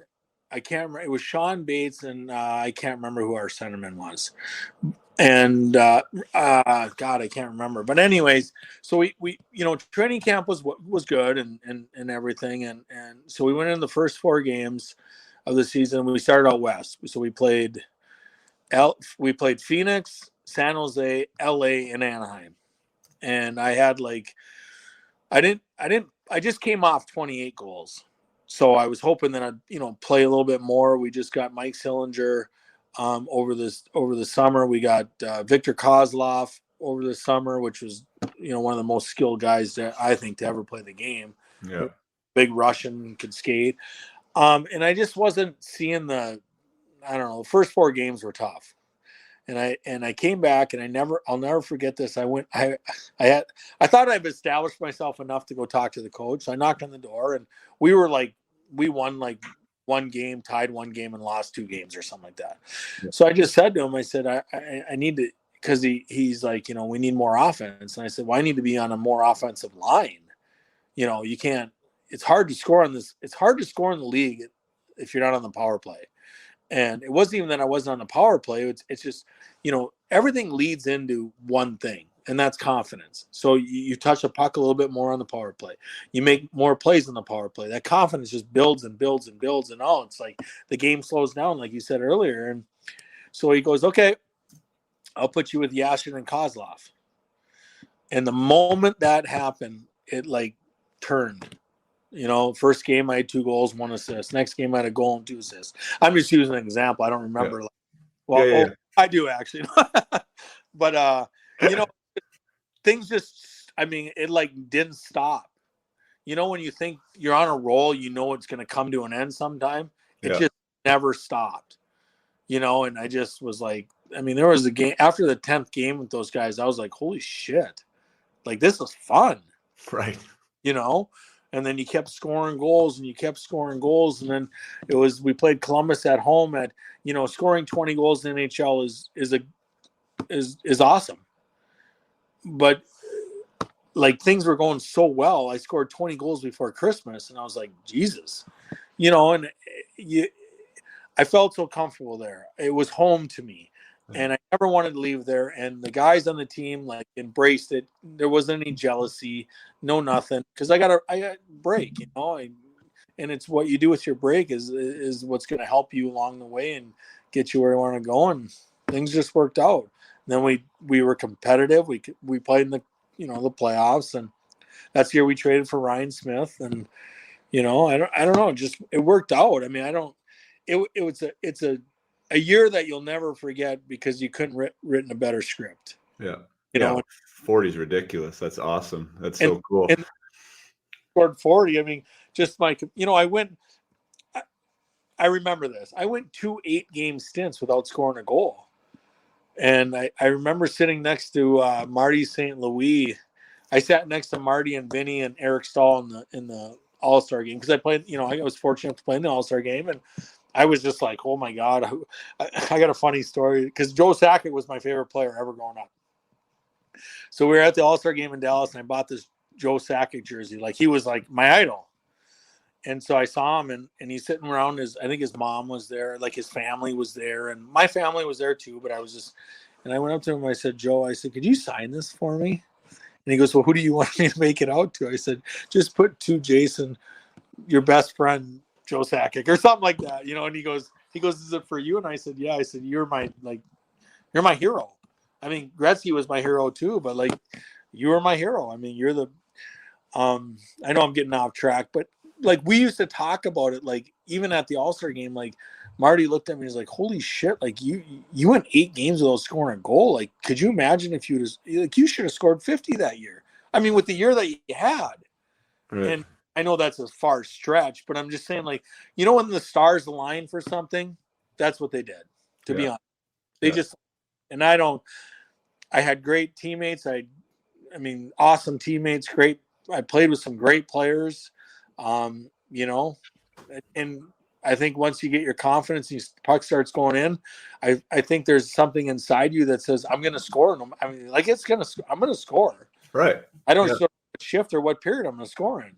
It's just, and I know that probably sounds cocky, but I think you get to that point where there's games that I played like shit. I was awful and I would score a goal. And right. It happens. Yeah. I hear you. Let's briefly that All-Star game, and so you're there with Joe Sakic and your childhood idols, and you're in the locker room. Blake's on the back of the All-Star jersey. Like that, there must have been a lot of surreal stuff happening that weekend for you. Like, is that still one of your fondest memories looking back on that? Yeah, I mean, I played, yeah, it is. I mean, I played in the World Cup in '04. That was kind of my first USA. That's basically essentially the same thing as the Olympics. It's just Yeah. they call it the World Cup. I mean, the same guys go. It's the best of the best. I'm not saying that I should have been there, but I was there. But yeah, the All-Star game was special. I mean, I remember walking into the rink. We were playing a game, and our PR guy was standing there, and he had an All-Star hat in his hand, and I walked in. And he goes, "Blakey, congratulations." And I go, "What's?" I didn't even know what the hell was going on. He goes, "You made the NHL All-Star. Go you're supposed to stop and see Teddy Nolan." And so Teddy and like Gar Snow was our GM at the time, and they congratulated me, but it didn't even hit me, like you go there, you got all these superstars, and I was only there once, and that's probably one more than I probably should have been. But all these guys on, like Sidney Crosby was there for the third year in a row, Ovechkin, I was all these guys, and it's just a cool moment, and it's, I mean, I think of all this stuff that I've done in my career that are special to me. I mean, the one thing that I wish I would have done is got a chance to win a Stanley Cup. And, and that's the one thing I wish I would have got to do, especially in New York or even in Anaheim. Would have been cool just with the guys that on the team. They won in '07, but what a great group of special group of guys in Anaheim. But I mean, playing in the Olympics and the World Cup and the All-Star game. I mean, sometimes you don't have that chance to win a Stanley Cup. So these are your other things that we're super special and proud about. And yeah, no, congratulations, man. You talked about being comfortable, and that is like an interesting thing that I think the common fan doesn't really get. And like when people move at the deadline, and now you're in a new environment, or trades happen, or whatever the case may be, and you automatically assume the same player is going to show up in this new environment, but the environment is different. Everything about it's different, right? And so, like, I talk about that being the person behind the player, right? Like the player is the guy on the ice, but there's a person involved in everything else that's going on there, right? And the environment's different. You spoke about being so passionate about being an Islander. Was it just way too far apart on money? Like when you decided to go to Toronto, like what made you make that choice of leaving a place you were so at home after this not miraculous, it's the wrong word, but after this, this ridiculous 40-goal season? Well, it's 8 years later, and I'm still wondering that on a daily basis. No, I think the one thing, when I went to New York, I was embraced right away. And I by Mike and our Charles Wong, our owner at the time. I mean, he passed away a few years ago, unfortunately. I mean, he was one of the nicest, greatest guys ever. And he was involved with the team. I'm not saying on a day-to-day basis, but he was involved, and I don't know. I don't know if he knew a lot about hockey, but he was all about Long Island, and he embraced me right away. And I think it was just partly due, or main reasons, because all I did was I worked my ass off every shift I was out there, and he loved that. And I never wanted to leave. And Gar Snow became the GM, which is a super nice guy. And I wanted a 5-year deal at the time. I would have taken 4 years, but because I wanted to retire there. I mean, it's not everyone's dream to play in a spot and then retire there, work for their organization. I remember having lunch with Charles Wong in November or December or something when things started to really go my way. And I said, I want to retire here. I want to work in the organization. Excuse me. I want to work for you. Long Island is my home, and I loved it. I love the fans, and if you go to a game, and again, I'm not tooting my own horn, but there was more Blake jerseys in the stands than any other jersey, and it feels good, right? I mean, it feels good. And at the time, they said, "Well, we're not going to do any long-term deals," and I'm like, you just gave Rick DiPietro a 15-year deal. And I loved Ricky. I mean, I absolutely loved him. I loved him to death. I mean, he was a good buddy of mine. And it wasn't that him. It was just like, come on. I've been here for 7.5 years. I have, and my stake was like, you got more Blake jerseys in the stands than any other jersey. Like, this is my home. I want to stay. And they didn't want to give me a 5-year deal. So it's funny how things work out in life, right? Because the first thing I did was I said Long Island, and then I gave 4 other teams that I wanted to go to. My agent, you kind of just say, hey, this is where I'd like to go. And you know what I said to him, Jason? I do not want to go to Canada. Well, because I didn't want to move my family. At the time, I had 3 kids. Yeah. I just had one that was just born. She was only 4 months old. So I didn't want to go to Canada. Nothing against Canada. I just wanted to stay in the States. I wanted to play in New York. I wanted to play in Minnesota, Dallas, St. Louis, Tampa, somewhere in the States. And the first day of free agency, Toronto and Edmonton stepped up. It's funny, but how things work out. But yeah, I mean, at the end of the day, I really, really enjoyed my time in Long Island. What a great place. I mean, yeah, it actually, it's sad when I look back. I'm not saying it's a regret, because I'm very thankful and grateful for my time that I got in each city, because each city was, I mean, they're great cities, great people, great organizations, but that's the one that I wish I would have just stayed.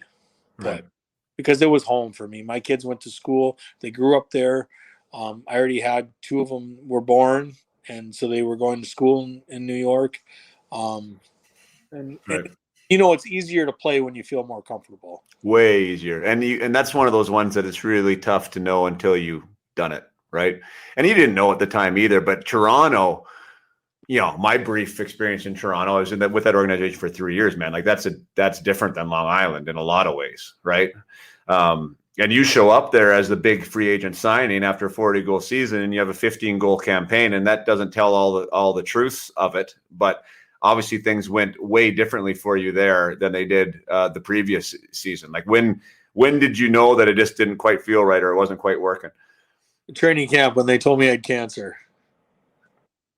That's kind of when I came to camp. I was in great shape, just as good as I was the year before. And, when I came to training camp and when I was told I had cancer, that's where it went downhill. You want to talk about being a miserable person to be around, or, I mean, even my wife, my family. I mean, you don't know you don't know you're on a path. There's 10 different roads. You don't know which road you're going down. And that took a lot. And it's like I said on a show last week or 2 weeks, like, that's probably the 1 year. If I could take a year back in the NHL, that's the 1 year, because I remember Paul Maurice was our head coach, and Paul Maurice and I didn't get along, but I didn't get along with anyone that year. I mean, I was miserable, and I didn't want to play hockey anymore. I lost 10 to 15 pounds in 10 days. I was taking medicine. I mean, I'm not using excuses. I didn't probably act the way that I should have acted, but I was miserable. And, I look back at it, and I wish I could have a conversation with Paul Maurice, because he's a great coach and he's a great guy. And it's like, you can't go back, but that's kind of, I knew, it took me a long time to get my feet moving in Toronto.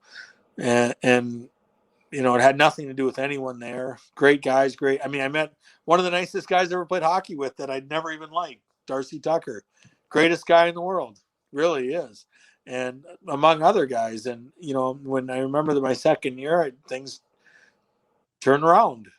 Just to get through that first year. And I know it's a long year to get through, but that's basically what it was. Yeah, well, talk about that, man, because, I mean, you never missed a game. So, I mean, you have cancer, you never miss a game. Like, yeah. And then you actually win the Masterton Trophy that year, which is weird too, right? Because you're talking about it. To me, I'd be like, oh my gosh, kind of this euphoric type thing, but it was actually like it was the cherry on top of a piece of shit year for you, to get this award. Walk me through that.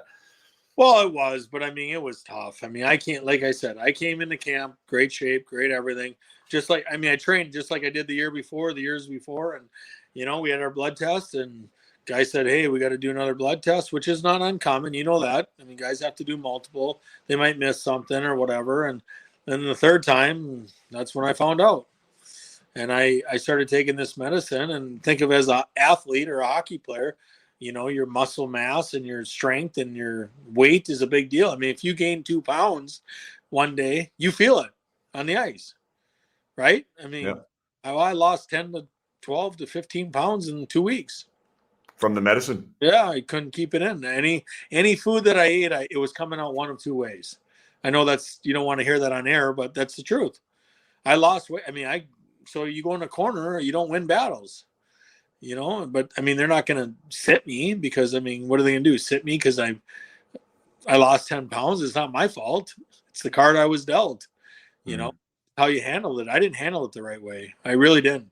Instead of embracing the team and embracing I was miserable. And that's, like I said, that's the year that I wish I could take back, because I remember Paul Maurice and I butted heads on a daily basis, and I don't even know for what, because at the end of the day, he's a great guy and a great coach, but I was just a jerk. Right. I know you said you're upset, rightfully so. Like, if you could go back to that scenario, like, what would you have changed? Like, your perspective kind of, or your approach, or what would you have done? I would have just been happier in my perspective, and if I knew then what I know now, that everything was going to be fine. Yeah. Right. Well, I didn't know. We didn't know. Right. It was on a day-to-day basis. So much uncertainty. Every day I woke up, I felt differently. There's days we'd be playing the whoever. I didn't want to get out of bed. And I'm like, shit, I had to go to pregame skate. I didn't want to. I dragged my ass to my car, start my car. I'm like, Jesus, what just happened? Like, I look like I just lost 10 pounds, and you could see my cheekbones, my eyes. So all the medicine, you get when you get bags in your eyes, well, all my fluid went right to my end of my eyes. So my eyes, you could see my cheekbones, my bags under my eyes were just huge. I looked like I didn't sleep for a year. Not a year. Yeah. This isn't a perfect parallel, but like, I had Mark Dial on a little while ago. He lost his eye in a game in the playoffs in the AHL. Great player, and he actually took the eye of somebody else, as crazy as that sounds, 4 months earlier with his skate. I mean, completely by accident. But a guy by the name of Jeff Libby lost his eye, right? So Mark Dial is responsible for that, and then he loses his eye 4 months later. I was on the team when Jeff Libby lost his eye. I was on the ice, right? I saw it. But I never, like, we talked about the emotional, mental trauma of that and how there was no one there for him at the time. Like, even us as athletes, like, putting the player first, I guess, and not really thinking about how that would have made Mark feel, right? Like, was there anything for you during that? Like, like, you're going through cancer while you're trying to be an NHL hockey player. Like, is there anyone helping you with what you're talking about? This, I don't want to get out of bed. Like, I don't know if I'm going to get through this. Well, I mean, my wife at the time, I mean, we're divorced now, but she was a big help. I mean, no question about it. If I didn't probably have her at the time, I mean, this is 10, 12, 13, 14 years ago, 15 years ago. So, I mean, she was a huge help. But I had 3 kids. I mean, what it's like to have kids playing in the NHL. You come home from practice, you're tired. I was extra tired, and then you hang out with your kids, and for me, it's like I was, I would sit there. She would catch me staring at the kids, like with tears in my eyes, because I'm like, am I going to watch these kids grow up? I don't know. I mean, you don't know what right. role, and I know that might sound extreme, but it's the truth. Yeah. And if I didn't have her, who knows? She was a huge help. Right. But Blakey, that's unbelievable though to me. Like, because that's where the game, I think, has evolved, and like, organizations are starting to get it more now. But can you imagine if something like that happened right now? Like, whoever on the Toronto Maple Leafs has cancer, like, there is going to be XYZ person there, like, to talk to if you wanted to, right, to support them through that thing. And like, it was your wife, and thank God for your wife and your family, but you would think at the top league in the world that there'd be some type of an emotional support for that. Well, I did. I mean, our team doctor, Noah Foreman, I talked to him on a daily basis. I mean, there was other guys, but I mean, but you don't want to talk about it. Right. That's the worst. I don't want to talk about it. Yeah, right. And your savior is to go to the hockey rink. I mean, I will say this, that, the guys in Toronto were really good. They were. But one guy that stuck out in my mind, which I never liked when I played against him, especially when he did to Michael Pekka in 2001 or 2002 in the playoffs, was Darcy Tucker. But Darcy Tucker was probably the nicest guy, most understanding guy, open guy. He would talk to me all the time. I sat right next to him in the locker room. I mean, he'd be like, "Hey, how you feeling today? How you feeling?" You know, and that means a lot. And there was other guys too. I'm not saying just him, but he was one guy that, I mean, you want to talk about a guy, honestly, that is so different on the ice than off the ice. It's Darcy Tucker, because he played with an edge. You played against him. I'm sure you wanted to run him. You wanted to chase him down, right? But off the, like, he's the most genuine, humble person that I ever played with. One of them. There's lots of guys, but he was the one guy I talked to all the time. Yeah, that's great. Yeah, I mean, and that means a lot. I mean, that was what Mark was saying too. I mean, you get that one guy. I mean, that one team, and that's the definition of teammate. And that's what we talked about too. I mean, having a long career, you need guys like that, you know, to be successful. Yeah. And that's awesome that you recognize them. Goodness, Blakey, I know you're tight for time. I don't want to run it out any farther. Would love to have you back on. I mean, one, it's awesome catching up, man. I love catching up. It was great to see you. If you want to come back for part 2, I'd love to have you. But I know you got to go get your 8-year-old. I got to respect your father duties here. Yeah. Well, thanks for having me, Jason. It's great to see you, man. You're looking good. Trying. Thanks. You too. We'll have to. Are you still golfing, by the way? I do golf. I do. I do golf here and there. All right. But I mean, I got 4 kids, and 3 of them are at home. And my ex-wife is near the, you know, she still lives in Minnesota and Minneapolis, but the kids are with me more, and which is great. I mean, I love it, especially my 17-year-old. And, you know, today is, I mean, my youngest that's 8 goes back and forth, but I have them this weekend. And, but it works out great. We get along. She's a good person. And so. Helps you, but I know what you mean. That cuts into the 4.5-hour golf rounds, right? Yeah. I just circled it a little bit, but I'm dating someone, so it's all good. We're all good, man. Good to hear. Good to see you. Great to catch up. And Tux has actually been on my list of guys to reach out to and talk with. Actually, I think he'd be a great guest to have on. And actually, Ricky, do you have Ricky's contact info? Ricky DiPietro? No. I lived with him. In Bridgeport for a whole year. So it was find a gym with Ricky. The year that we had the lockout, did you ever see Ricky pre-lockout to post-lockout? No. Was he huge? Oh my God! I remember because the lockout was the World Cup, you know, that year. So I didn't see Ricky for like 6-7 months or whatever it was, you know, because we didn't play in 04-05, and then I saw him in Colorado or something for our first World Cup, like, you know, the training camp or whatever. I was like, oh my God, he was benching like almost close to 400, still squatting 110 because his legs were about this wide. But Ricky was one of the best guys ever. I mean, you know, you look back at your career and it's like there's not really guys that I didn't like or that really stood out. But I played a lot of good teammates. Ricky was funny. He was all about Long Island. He's probably still getting paid by Long Island right now. Yeah, well, no kidding. That contract he signed. Yeah, he bought a Hummer that one year when we were there. He wouldn't eat an ounce of fat. No. And wouldn't allow his own equipment in his own car. Like somebody else would take his equipment to the practice ring. Like he was a beauty in a lot of ways, but he said really good guy, but very concerned about his fitness. That's for sure. If you have time for one question from a fan, a guest. Okay, perfect. I'll put this up on the screen. So it's from Cormichael. Would love to know what Ron Wilson was like as a coach and as a person. Is this Ron Wilson asking this? No. What I liked Ron Wilson. I had my first experience with Ron Wilson was in the 04-05 World Cup. But that's a totally different thing because I was, you know, we were playing in the World Cup, so I wasn't playing for him like I did in Toronto. I don't know, he was a good guy. I mean, I got along with him. I mean, he was a smart ass. There's no question about that. He did some crazy things. I remember when I was playing in Toronto with the first year that he was there, he obviously I just got done playing the first year. I had 15 goals or whatever. It wasn't a year that was memorable to me or to anyone else. And he came up to me. He's like, God, you're doing everything that I want you to do. Go to the net, play that edge game, do it all. So we didn't play for like another 3 days. Next game, I didn't even play. So that's kind of guy that Ron Wilson was. Like he'd do things for spite. But at the end of the day, I did respect him. I did like him. When I got traded away from Toronto, I was actually sad. That first year I wanted to run right back to Long Island. I wanted to get out of Toronto as fast as I got there.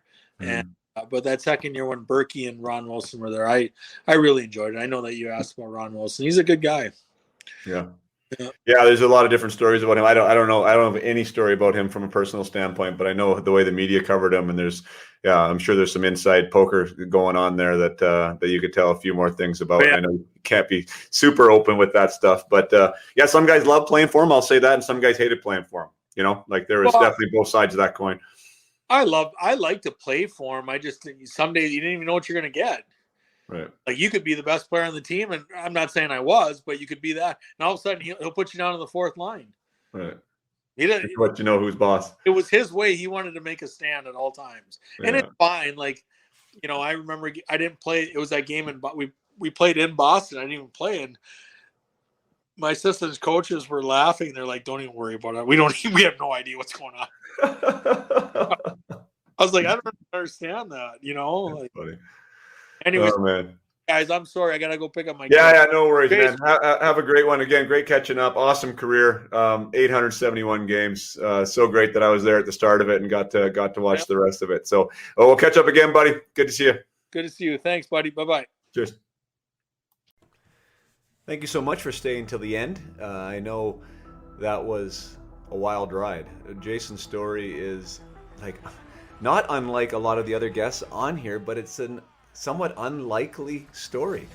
The fact that he was 24 years old in university at 5'9", coming out to have the NHL career that he did, is unique. It's unique, but it's also not that crazy. It's phenomenal to me, the stories of my guests, how they arrived, their arrival, how they were able to stick around, how they were able to persevere. And Jason's story is totally one of perseverance in a lot of ways.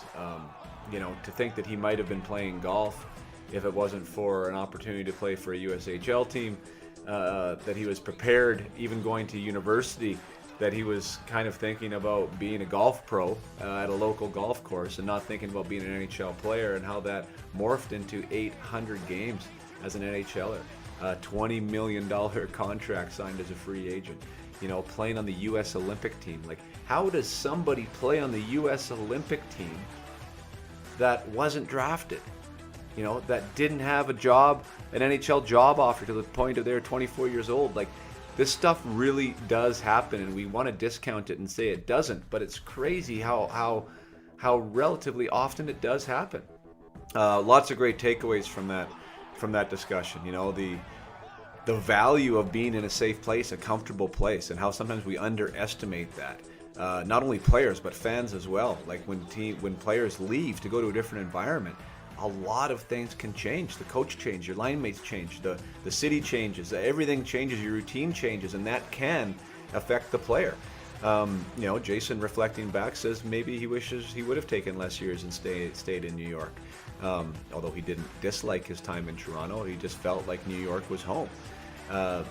That's an interesting takeaway. Earning the trust of your coach and finding those extra minutes, owning your role, right? Owning your role, owning your lane, and then being ready to step in when you are asked to do something else. That was what Jason did really, really well in New York, and was able to establish himself not only as an NHLer, but as a productive NHLer that was going to score goals and was going to be in the top six in your lineup.